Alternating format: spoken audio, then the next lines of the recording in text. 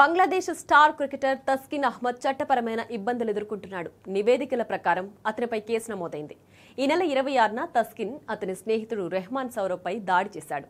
మీర్పూర్ ఏరియాలో ఈ ఘటన చోటు చేసుకుంది. ఈ విషయమై స్థానిక జర్నలిస్టులు తస్కిన్ను సంప్రదించేందుకు ప్రయత్నించగా అతని ఫోన్ స్విచ్ ఆఫ్ వస్తోంది. ఈ విషయమై బంగ్లాదేశ్ క్రికెట్ బోర్డుకు చెందిన కీలక అధికారి స్పందిస్తూ ఇలా అన్నాడు: ఈ వార్తను సమాచార మాధ్యమాల్లో చూశాను. ఒకవేళ ఇది నిజమైతే విచారకరం.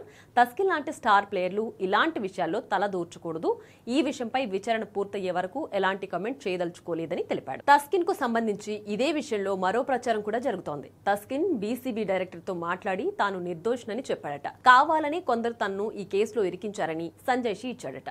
గొడవ జరిగిన మాట వాస్తవమే అని, అయితే అందులో తన ప్రమేయం ఏమీ లేదని వివరణిచ్చాడట. ఆ రోజు తన మిత్ర బృందంలోని 2 గ్రూపుల మధ్య గొడవ జరిగింది. అందులో ఓ వర్గం తన్ను మీర్పూర్ పోలీసులకు ఫోన్ చేయమని చెప్పింది.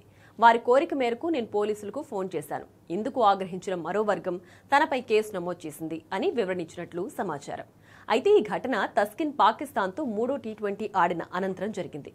మీర్పూర్ వేదికగా జరిగిన ఆ మ్యాచ్లో తస్కిన్ 3 వికెట్లు తీశాడు. 30 ఏళ్ల రైట్ హ్యాండ్ ఫాస్ట్ బౌలర్ అయిన తస్కిన్ బంగ్లాదేశ్ తరపున 17 టెస్టులు, 81 వన్డేలు, 76 టీ20లు ఆడి 254 వికెట్లు తీశాడు.